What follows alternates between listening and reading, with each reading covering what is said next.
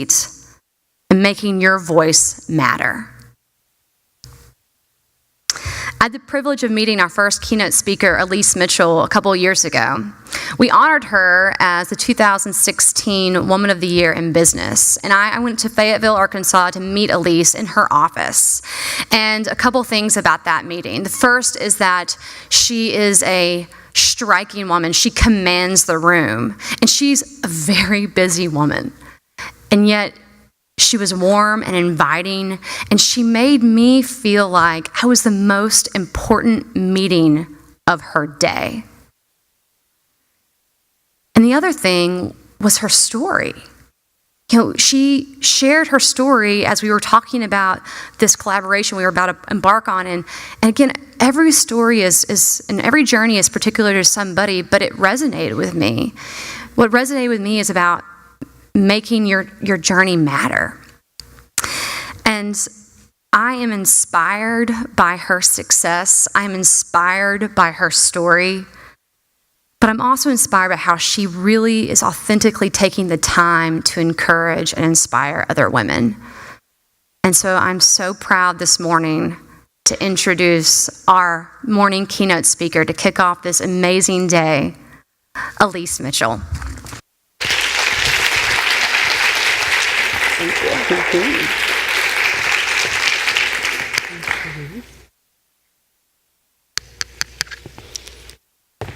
The journey matters as much as the destination. You ever heard that before? The journey matters as much as the destination. Well-intentioned people like to remind those of us who are driven souls about this advice. But I never bought it. I am a destination person by nature. In business and family life, I like to know where I'm going and how I'm going to get there. And the rest is just scenery, right? Right? Maybe? Sound familiar? Is this you or someone you know? I've reached a lot of destinations I've set my sights on, and I bet you have too. And for me, as Annabeth was telling you, I guess entrepreneurship has been the ride of my life. It has just been such an amazing journey. Lots of twists and turns and detours, and I'll share some of those stories with you, but it's been fantastic. But I will tell you, a lot of the destinations I've reached didn't turn out to be as great as I thought. I've reached a lot of theirs, I have, and I'm grateful for all of them. But you can get to where you go, or where you think you want to go, and what do? You set your sights on the next destination, right? And then the next, and the next, and the next. And at some point, you just stop, and you look around, and you thought, is this all there is? And it's not that you're not grateful for what you have accomplished and where you are, but still, is this all there is? It's kind of a question that burns in the back of your brain. An interesting thing happened to me a few years ago when my business was growing and things looked really well and things were going very well for me. I stopped sleeping. Now, I don't know if that has ever happened to you or not, but I stopped sleeping. Now, I didn't have any trouble going to sleep at night. My husband will tell you we would be chattering, and he would look over and sort of mid-sentence, I was out like a light. I was out. My head would hit the pillow, and I was gone.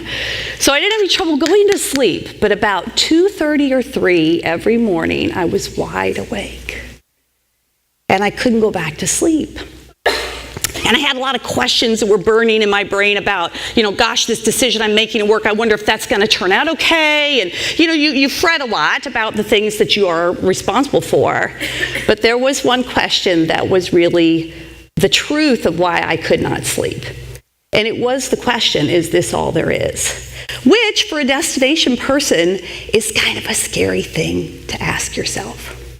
Because in all honesty, I had defined myself by my achievements. I was good at achievements. I was very goal-oriented. And so that became my self-worth and my identity in many ways. And to ask yourself, is this all there is, kind of brings forward an important question, because if the destination isn't worth reaching, what was I striving for? Well, the good news is I did find an answer. And the answer is this: it isn't that the destination is not worth reaching, but in my pursuit of the destination, I was missing the journey along the way. And maybe, just maybe, if I could find a way to make the journey matter more, A, I could get back to sleeping again, and B, maybe I could find deeper purpose and meaning for my work. And so I really wanted to solve this problem. So it was about this time my husband and I were talking, and he said, you know, Elise, we haven't been on a vacation together in a very long time. And if you have children or you have two careers, you know what this is like. You're both busy driving, going and blowing, doing everything you're supposed to do, but you never really take time out for each other. And he said, we haven't been on vacation in maybe 10 years, just the two of us. So he said, let's go on a trip together. I said, this sounds like a great idea. And as you know, these things sort of become a negotiation, right? Let's go here and do this. No, let's go here and do that. Well, so we finally agreed on something. In a moment of insanity, I agreed to get on the back of his motorcycle and take a 10-day trip. And you guys can see, yes, very insane. And I thought, this is a bad idea. It's going to be horribly uncomfortable. The view's not that good from the back because you're always doing this. Your hair is all messed up. What if it rains? I thought, this is just, I can't believe I've agreed to do this. But I did. I agreed to get on the back of his motorcycle. And I will tell you, I got on the back of that bike and I never looked back. I was hooked. I was hooked on motorcycling. It was so exhilarating. I always have to stop and ask if I have any fellow riders in the audience. Who is a fellow rider? Okay, I see a hand. What do you ride? A what? Oh, okay, very nice, very nice. That's good. Okay, somebody else, I saw another hand over here. I'm taking my earring off because it's bumping. Here we go. Okay, yes. What do you ride? It's been a while. It's been a while, but a Ducati. Okay, I love it. A sport bike. Very nice. Somebody else. I saw a hand back here. Yes? Okay, very good. See, now there's all kinds. Does anybody ride a Harley by any chance? Occasionally I see, we see a hand. What kind of Harley? That's okay. As I often tell people, hey, all you need to know about my bike is it's sleek, it's red, and it's fast, right? I ride a Honda CBR 300R. It's a sport bike, and there's a reason why I like to ride sport bikes, because they're just nimble, and they're fast, and they're responsive, which kind of goes along with my approach to life, I suppose. But I went on this trip, and it was just amazing. I mean, it is the most exhilarating way to travel. And I've had people say, does it count if I ride a scooter? I'm like, absolutely it counts if you ride a scooter. Even a fast bike would count, because you get the idea is that the sights and the sounds and the smells, it's just so intoxicating. You miss all that in a car. And I thought, this is really exciting to be on the back of his bike. We came back to this trip and he said, you were meant to ride. I said, my own bike? And he said, yes, Elise, you were meant to ride. And so I thought, well, I don't know. I think I could, but I'm not really sure how do you do all that. Well, long story short, you take a motorcycle safety course by the Motorcycle Safety Foundation, and I ended up on a Friday night at Heartland Honda in Springdale, Arkansas, sitting in a class with about 15 other people. We were all kind of looking at each other going, are you really going to try to learn how to ride a motorcycle? And it was great. You have to study, pass a written test, and then the next day, you spend all day on a riding course. Basically, they're trying to make sure you're not going to kill yourself, and you almost do a couple times, but you go through all different types of skills before you can actually receive your license.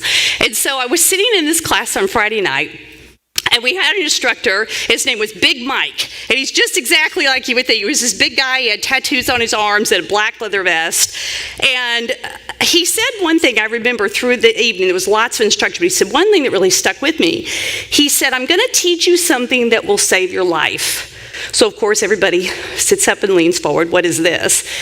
And he said, the most dangerous place that you will be on a bike is in an intersection, which is kind of obvious. But he said the second most dangerous place is in a turn.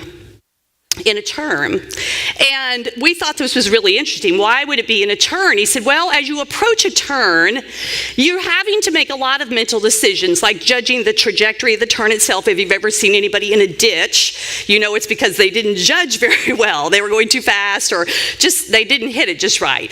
But it's not just that. It's also, this is where all the hazards kind of gather. The rock slicks, the oils, the potholes. I mean, there's just a lot of things that can make your bike slide. So he said, here's what you do. As you approach a turn, you look into the turn to assess all of the potential hazards that are in the turn, but you don't stare straight into it. If you do, he said, there's actually a name for it. It's called target fixation. Don't stare straight into the hazards. Instead, you see them, you assess them, you make a plan to maneuver around them, and then you look where you want to go. He said, this is called looking through the turn. Look where you want to go, and your bike will follow your eyes. Now, if you've ridden a bike, you kind of know this instinctively too, is you look where you want to go, and then you pull the bike toward where you're looking. And he said, this is called looking through the turn. And I sat there, and I thought, oh my goodness, this is the greatest metaphor for business and life I have ever heard. Looking through the turn. And I will tell you, at that point, it really became my mantra. I thought, I want to be like that. I want to be somebody who can see those hazards, but not freak out by them, and keep my eyes focused on where I want to end up. So as we spend the next couple of minutes together, I want you to think about, how can I be a leader who looks and leads through the turn? How do I have the nimbleness and the flexibility and to be adaptive enough to respond to whatever hazards come my way, but I don't let them trip me up? How do I do that? How do I keep my eyes focused on where I want to end up? And I promise you, if you do that, you will get there, wherever there is for you. Maybe not in record time, but you will reach the destinations that matter most to you if you don't lose sight of the goal. Okay, got a couple of stories to share with you. And the first one begins where most journeys start, which is with a map. So I learned to ride my bike, and my husband and I would, what he calls, we got to get some seat time, which means you got to get out on your bike and get hours under your belt to get comfortable out on the road. So we would sit down like on a Friday night, and we would plan a route. And of course, Arkansas is beautiful, as we all know, a great place to ride motorcycles. A lot of people come from other states to ride here. So we would pull our maps out, and we would take a marker and kind of mark the different routes. And that was helpful because you could then see where you'd been before and make a plan. And we would say, what's the road going to be like? Is there going to be someplace great to stop and get a bite to eat? What's the weather going to be like? Is it going to be beautiful? Maybe we'll meet some other riders. Just all the things that you plan. This great plan that you put together for your route. But a lot of times you get out on the road, and that's not how it turns out. There is a detour along the way. Isn't this true about life? Detours in life happen when we least want them, but perhaps when we most need them. And I would tell you about a detour that happened to me. So my husband and I, when we were in Memphis, before we moved to Arkansas, we've been in Arkansas for 23 years, and we were in Memphis before that. He was getting his education there. And he was in medical school at the time and was doing a residency, and we were trying to plan, like, where are we going to go spend our life? You know, where's this career and all going to take us? And I had this wall chart. I had this chart that was in the hallway of the house. And down one side, I had all of the different criteria for the ideal place, you know, livability and trees and lakes and housing and churches and career opportunities for me and all that. And then across the top, any place that we were considering, we would go. And I would score each town. And my husband was like, you know, this is a very important decision to you. Yes, of course. And I was like, let's just make sure we make the right one. And what you need to know about me is I'm a big city gal. And so I thought, as much as we loved Memphis, I thought, it's nowhere, the next place we go is going to be up from here. Because in my mind, in my heart, my goal was world domination in public relations. PR is my career, and world domination. And so, from Memphis, maybe we're going to go to some great American city like Dallas or Chicago or Atlanta or someplace like that. So I kind of was hoping to kind of tip the scales in my favor. And then one day we got a call from, my husband's an orthopedic surgeon, he's retired now, but we got a call from a place called Ozark Orthopedics in Fayetteville, Arkansas. Wanted him to come. And I was like, will you go on that visit and you tell me all about it when you get back? So I'm not going to even go. That's probably just not on the radar at all. And this was in the mid-90s, so for those of you who are familiar with what Northwest Arkansas was like back then, it was very, very small. And Fayetteville is beautiful, of course, and it was then absolutely, but it was very small. And we went for the visit. I remember we came back on the plane, and we had just got on the plane, and he looked at me and said, what did you think? I said, well, it was lovely. People were nice, and it was just a great place, but, this is not, I don't think, where we're going to go.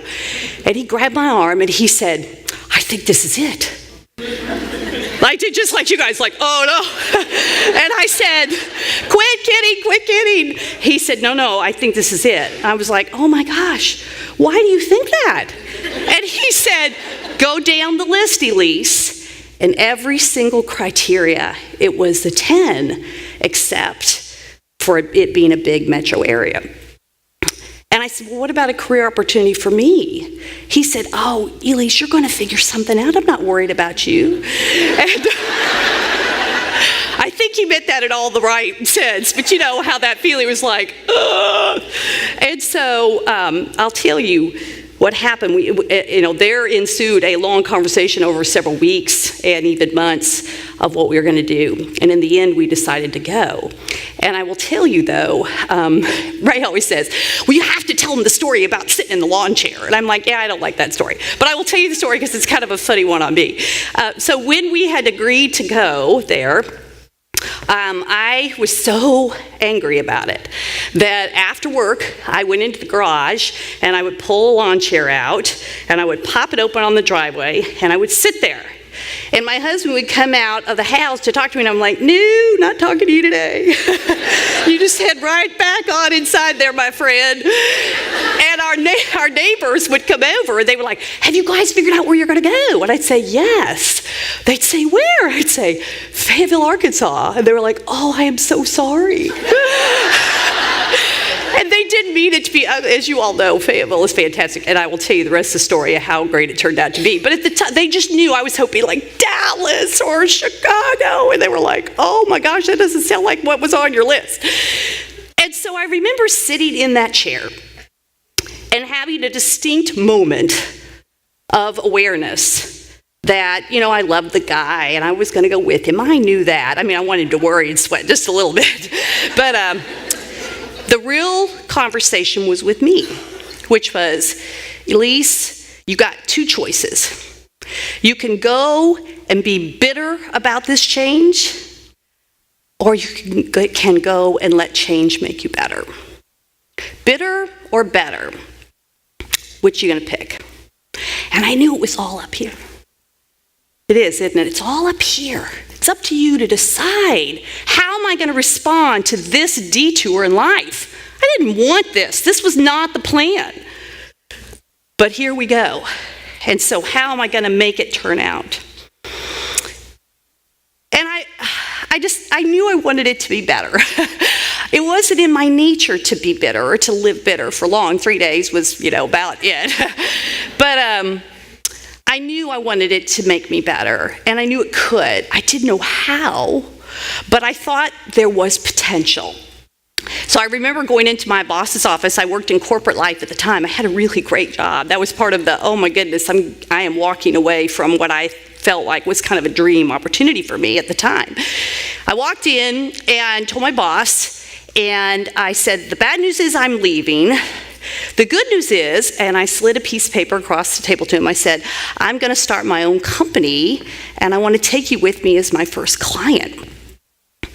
And do you know, well, he was kind of shocked, because he didn't know I wasn't happy, and I wasn't unhappy. I was deliriously happy in that job.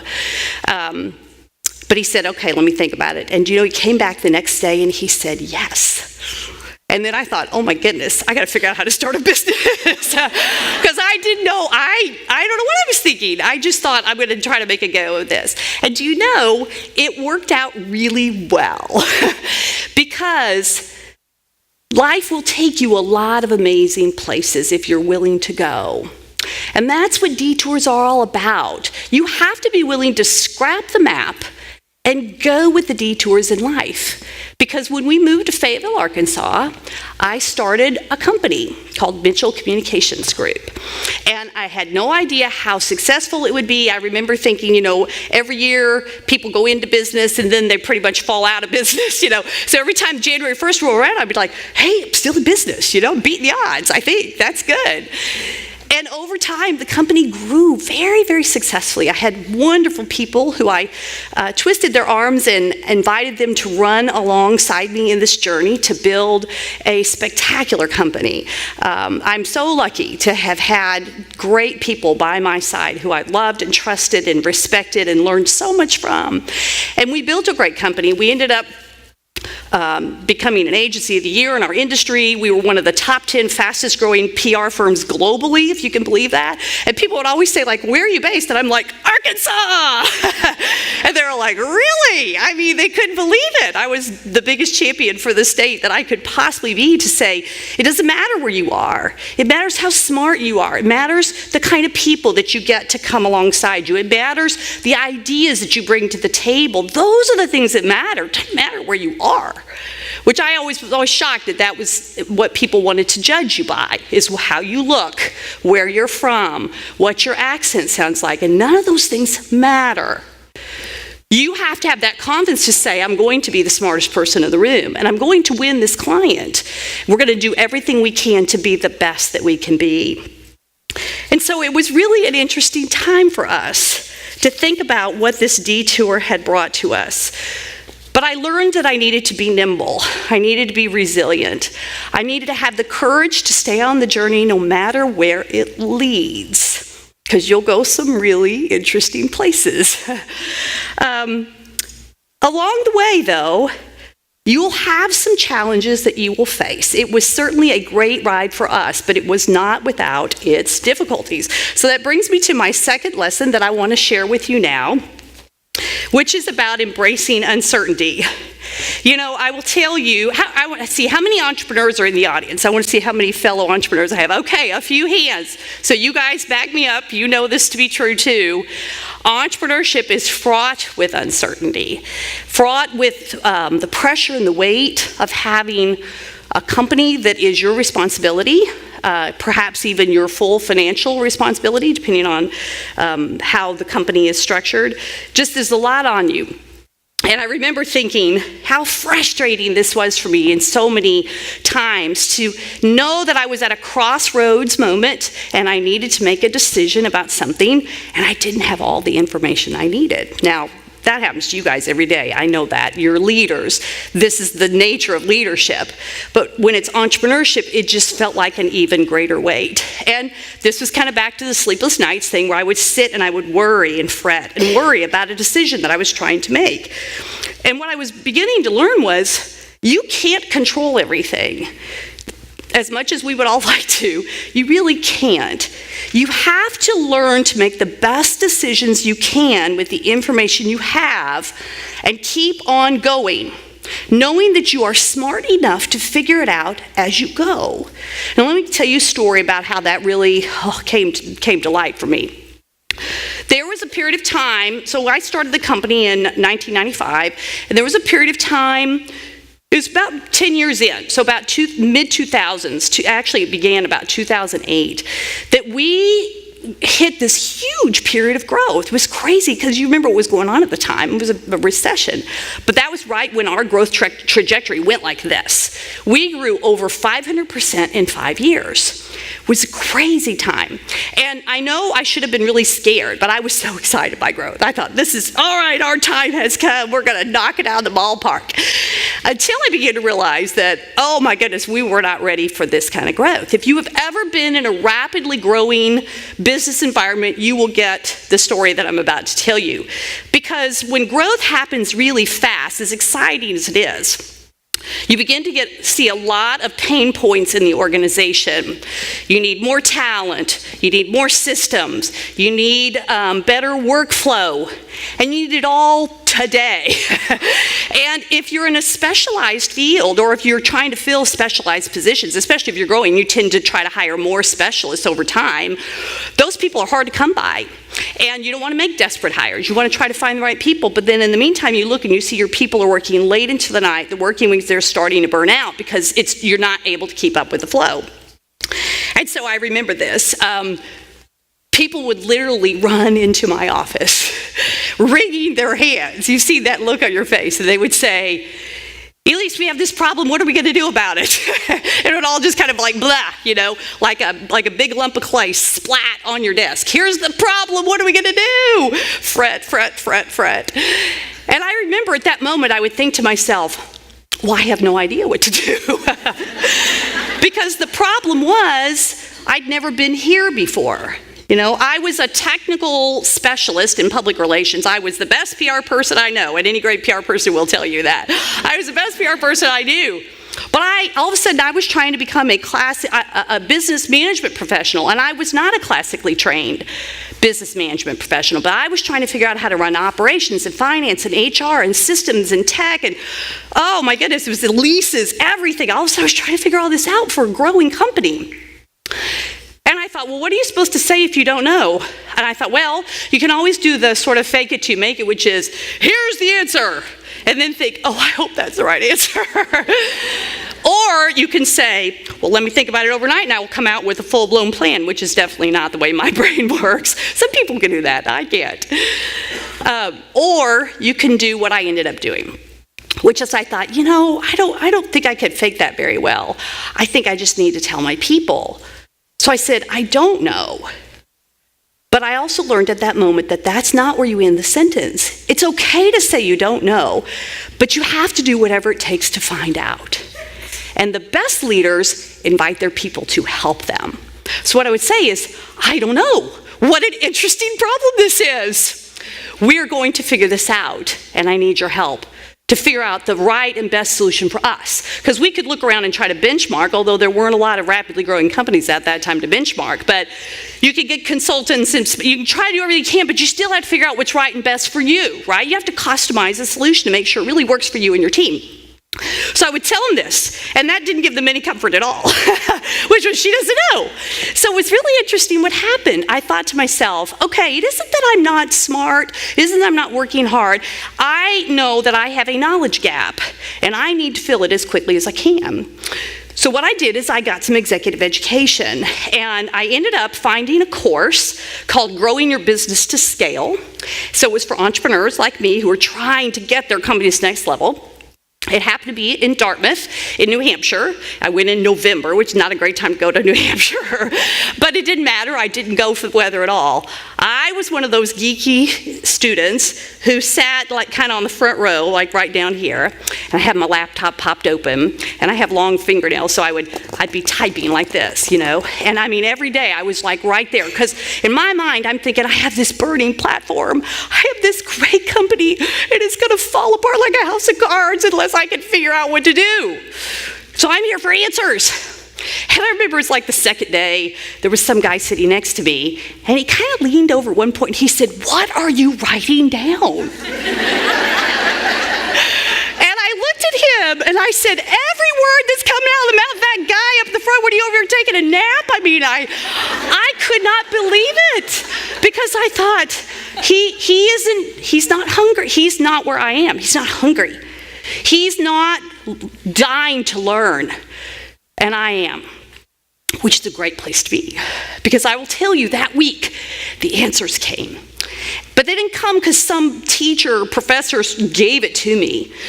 What I did was I put myself in an environment to think deeply and to learn and to put two and two together in my own head and listen to ideas and concepts and then translate them into a solution for us. And so I started sending back these long emails to our team. And I would say, okay, I've come up with this idea. Here's what we're going to do about this problem. And about the third or fourth day, they wrote me a note back in group and they said, stop sending emails, you're scaring us. And I thought, it's okay. They know I'm coming back with a plan. And in the end, that's what I did. I came back with a 4-point plan to focus on what I thought is sort of like the pillars, of our house. It would be operations, growth, like how to handle and manage growth, people, of course, and culture, because I knew that was really, really important to me. And I thought if you have those 4 pillars strong, you can build a skyscraper with a good foundation of legal and financial sense, of course, but that's the house I wanted to build. And sure enough, that's what we set about building, investing and paying attention to and nurturing these different parts of the house. And it was really a fantastic time for us. And I just walked away from that whole experience going, it's okay not to know, but you can't end the sentence there. You must do whatever it takes to find out. And to me, that is just actually you acknowledging in yourself how much you want to be a learning leader. And you do so much for yourself and your people when you do that, because you role model learning to them, which is she's not pretending to have all the answers, but by golly, she goes and gets them. And she invited me to come along for the ride. I guess I better, get my learning hat on here and start paying attention. And that is a wonderful place to be. Another thing I want to mention to you, if you want to dig into this a little bit more, is a concept called adaptive leadership, ADAPTIVE, adaptive leadership.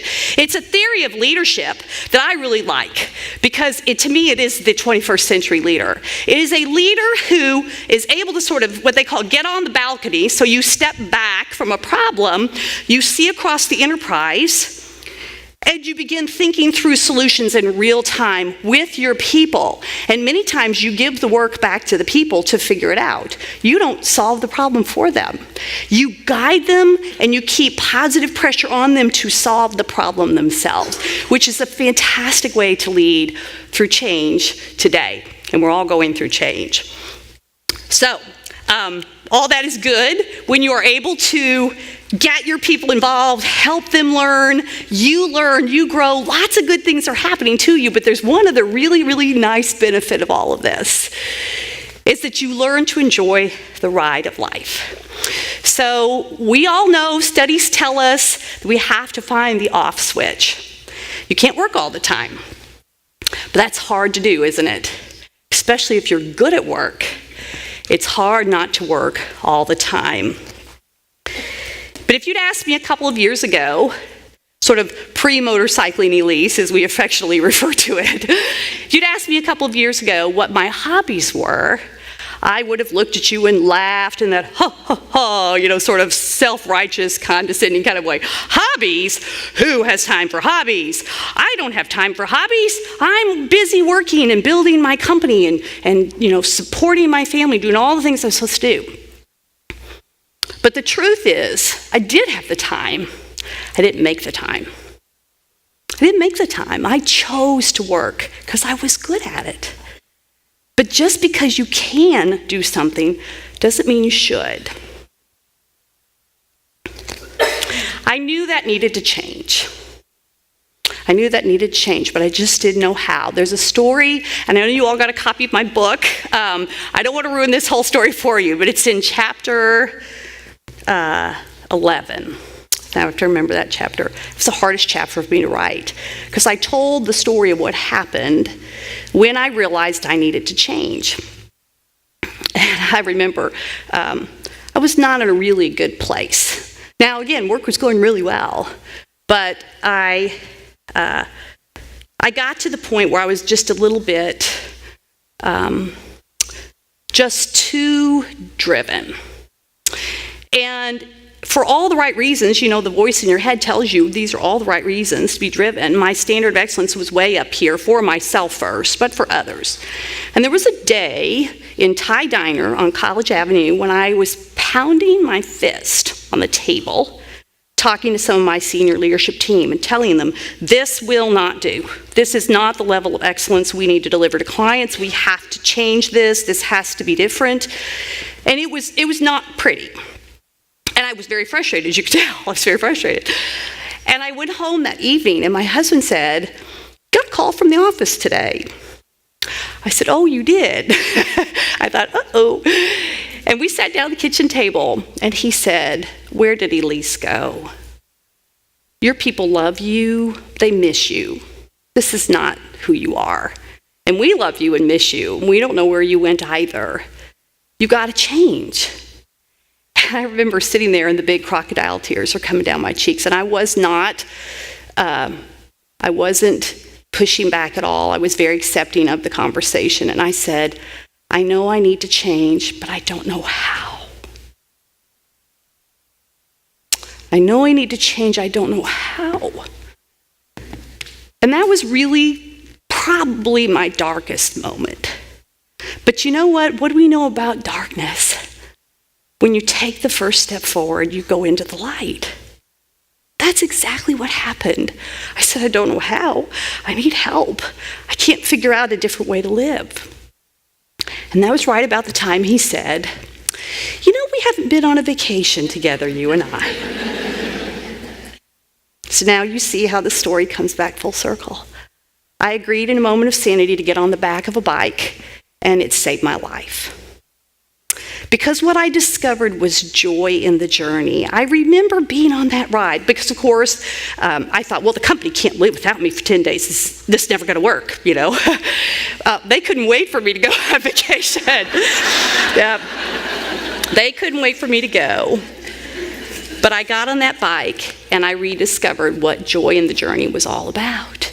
And I thought, I haven't had this much fun in years. And you know, I used to love life. I had all kinds of things I loved. I was always a runner when I was growing up. And I had stopped running. I wasn't taking care of myself. I wasn't doing anything. I used to love photography as a child. I had all the little Instamatic cameras with the little light bulb up on a stick and all that. I hadn't picked up a camera in years.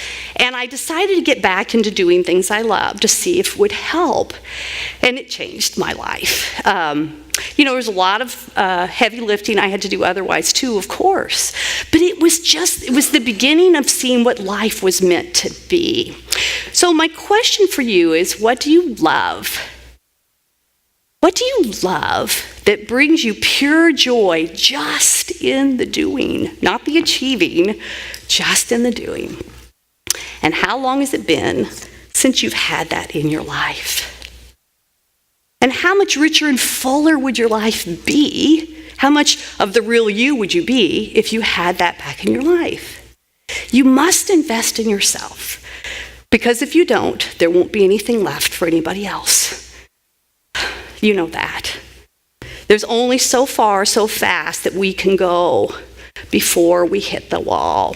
The burnout, the heart attack, the dropout, whatever it is, it's something. We weren't meant to work all the time. People are the greatest gifts that we have, and you have to invest in those. I remember thinking to myself, well, I love my husband, I love my kids, I've got to win them back. And I love my people, and thankfully they're not all kicking me out of the curb. I still got a chance. You know, I have spoken at many different occasions, and I've had people come up to me with tears in their eyes to say, my career is a great success, but my marriage is falling apart, and my children don't know me. And the big tears. What do I do? And I'd say, hey, brother, I've been there. It's never too late. Start today. But you have to change. And what you change is you change how you spend your time. You change how you make that investment in people, particularly, because people are the best. And what it will do is will reinvigorate you at the same time. And you will rediscover great joy in the journey. And I learned something really important through all of this. And I hope there's common thread that I hope you have picked up on this. For all the different lessons, I hope you picked up that it isn't just the destination that matters. The journey matters too. And I don't want you to miss it. Because we all need a clear destination and a drive to get there. And I bet you got your eyes set on some destinations you want to get to. And that is great. You know, I feel like this is just the way I'm made. I am a destination person, and there's nothing wrong with that. But what I have learned to be is a destination leader with a journey mindset. And that, my friends, has changed everything. It's changed everything. It's changed my relationships with others. It's changed my relationship with myself. It's changed how I feel about life. I am a very different wife, mom, leader, friend than I was years ago. And adopting a journey mindset was the key. So, as you know, I wrote a book, and thank you to the Arkansas Women's Foundation for giving you guys a copy of the book. That is their gift to you. Yes, thank you. But I have a bonus for you. I told Barbara and Annabeth, I said, if it's okay, I want to offer them another freebie. This is something that I have created. I call it the Journey Mindset Guide. 7 proven principles for a richer, fuller life. And it's packed, I'll tell you, I've written a whole bunch of extra tips, practical advice, things you can do to kind of just sort of take an assessment and say, okay, today I'm going to try to do one thing differently, and it's going to be this. And then eventually build up to more things to see if it doesn't give you more of the richness of life that you want. So here's the best way to get it. I have found the simplest thing is just to give me your card, because you're busy and you've got a fantastic day lined up, and then you got to get back to work and family and figure all that stuff out. So I will email it to you if you want it. So here is the plan. Barbara and I have sort of figured this out. After this talk, I'm going to be right over here where Annabeth is standing. I'll just stay right over here. You can come up, you can drop your card on that shelf right there and say hi. You don't have to say hi, you can just drop your card there, and I'll take it back. Or all day long, there's going to be a bag up on the table that's marked like cards for Elise, something like that, on the registration table. So if you're in the back of the room and you want to just do it there, you can. And the foundation team said, hey, we'll get them to you.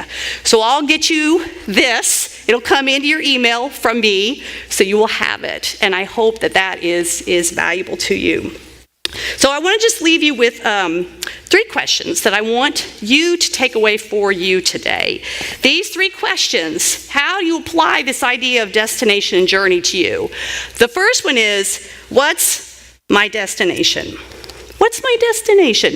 And I think of it as sort of like, what's your next destination and what's your ultimate destination? So if you want to kind of get deep, what am I striving for right now? And where do I want to end up in my life? And the second one is, what are you learning from your journey? What are you learning? It's not just an action journey, it's a learning journey too. And then, what are you missing? What are you missing that would bring you that joy that you want in your journey? So think about these 3 things, and of course, the most important thing of all is please be sure to make the journey matter. Thank you very much.